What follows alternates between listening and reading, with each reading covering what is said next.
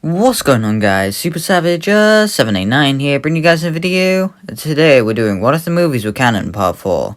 In the last part, we covered from the Mecha Freezer saga all the way to just before the Cell games.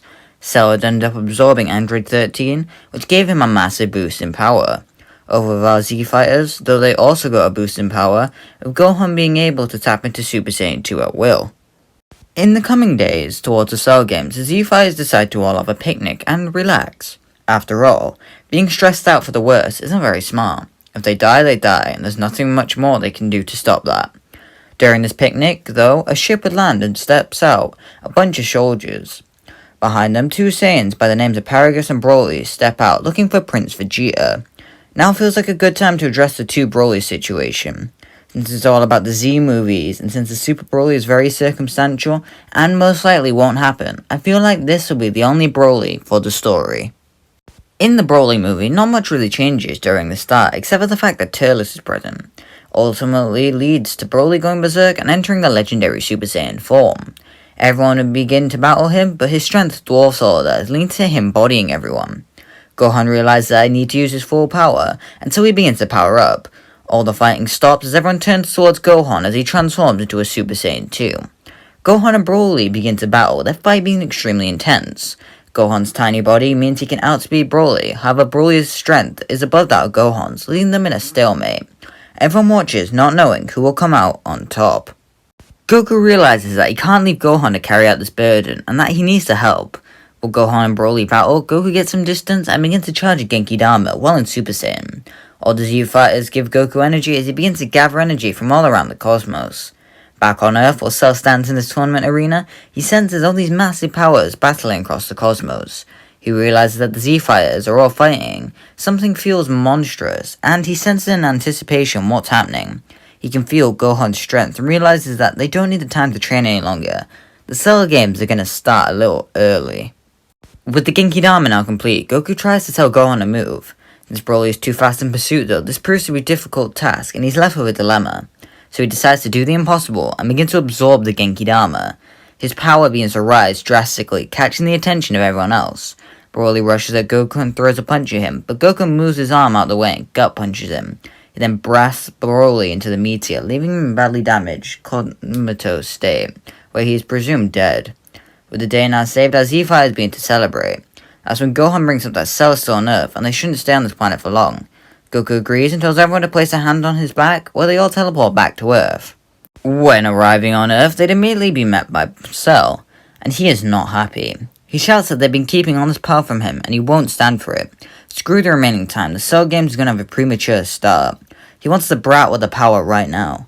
Gohan is given a senzu bean and goes Super Saiyan 2, telling Cell that he'll kill him. Gohan and Cell begin fighting, and it's quite apparent who is stronger. With Gohan having trained quite a bit, his power would surpass that of even this version of Cell, so he'd end up landing a hard gut punch on the Cell, causing him to vomit up 13. It isn't Super 13 though, but Trucker Hat 13. With circuits sparking out of his head, he lays there, unfunctioning. Cell would regress back to his perfect form, where he'd begin to panic. As he begins panicking, he feels weird, but has no time to verbalize it, as a huge blast is thrown at him, destroying him. Everyone begins celebrating their victory, except for Vegeta, who stands there arms crossed. Under his breath, he mutters that this isn't over. Cell would come back with all the essential parts from 13, but without all the excess baggage. Everyone would sense him, however no one can react as Cell fires a death beam at Goku, killing him instantaneously. He then chuckles, thanking Gohan for this opportunity. Gohan begins to apologize to everyone as he begins trying to fight, now having a much more even fight with Cell. It's clear, however, that the longer the fight goes on, the more likely it is Gohan will die. With Gohan all beaten and Cell grinning, they'd end up engaging in a final beam clash. As Cell begins to win, a blast hits him from behind from none other than 13, who'd end up passing out shortly after. Gohan then finishes Cell off with the help of Goku, leaving the day saved. Shortly after this moment, Bulma would end up fixing 13 with newer blueprints based on 16's model. She asks 13 and 16 to both stay at Capsule Corp for a while, so she can study them some more and make them much stronger. While 16 passes on the offer, 13 would agree, and so he'd end up living at Capsule Corp. 16 would seek out 17 after his arrival and becomes a ranger alongside him. Time would continue to pass like normal, with Goku still choosing to remain dead.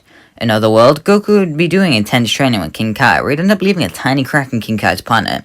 He'd apologize to King Kai for this, as he laughs nervously, but that's when he senses something. He asks what those evil life signatures are, and King Kai explains about Bojack and his crew. This would excite Goku as he tells King Kai he's going to say hello. King Kai tries to stop him, but it's too late. Goku would appear inside King Kai's planet with instant transmission, where he meets up with Bojack and his men. He'd greet him stating his name, which is met by some unhospitality, to say the least. Bojack, however, tells him to calm down until they know why he's there. He asks them for the help with his training as they feel quite strong, which they're reluctant to do. Bojack asks what's in it for them, and Goku cheekily grins. They'll be allowed to return back to the mortal realm if they can beat him just once. They'd agree, and so Goku begins training with them. Goku would begin training with the Bojack gang, utilizing Super Saiyan and even Super Saiyan 2. The fight would be long and drawn out, leading to King Kai's planet getting quite beaten up in the process. By the skin of his teeth, though, Goku would pull through and beats them all down. He would smile, asking if they want to do that some more when they heal up, and they'd agree to do the promise of freedom. Besides, they know if they act up now, they'd just be killed. So they're given temporary residence in Hell and frequently train with the Saiyan. On Earth, there would still be that same tournament that there was in Canon, however it goes more smoothly without the Bojack gang there. Since Turles is entering, it's likely Vegeta would as well, leaving the final 4 people to fight being Gohan, Vegeta, Future Trunks, and Turles. Vegeta and Turles would immediately begin fighting each other, equally matched, which is quite amusing for Gohan and Trunks to watch. They would both end up fighting, with it being clear that Gohan is stronger, as he just goes Super Saiyan 2 in bodies. Vegeta and Turles would end up knocking each other out, so Gohan wins and gets the prize money. This excites Chi-Chi, and she really wanted to enter, but she was pregnant. At the end of the day, as Future Trunks leaves, he tells them he hasn't been fully honest about the future.